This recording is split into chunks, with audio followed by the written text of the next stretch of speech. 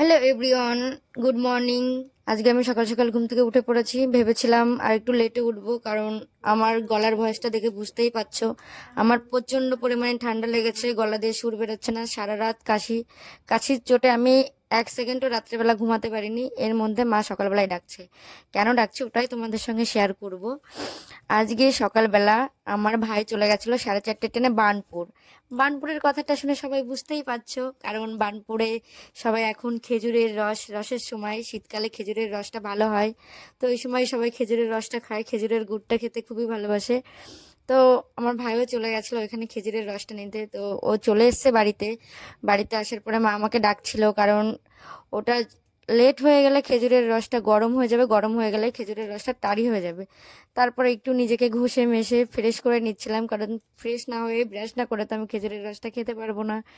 তারপরে দেখো বন্ধুরা, আমার সঙ্গে কিরকম একটা দুর্ঘটনা ঘটে গেল। ঘুম থেকে উঠতে না উঠতেই আমি একটা কাচের গ্লাস ভেঙে পড়লাম, আর চারিপাশে পুরো রসটা ছিটিয়ে পড়ে গেছে। সেটা দেখে মা তো প্রচণ্ড রাগ করলো। রাগ করাটার আর কি হবে, তারপরে আমি একটা স্টিলের গ্লাস বের করে ওটাতে রস ঢেলে তারপরে রসটা খেলাম। দেখলাম দারুণ খেতে, আমার তো খুব ভালো লেগেছে। তোমাদের কেমন লাগে খেজুরের রস খেতে, সবাই একটু কমেন্ট করে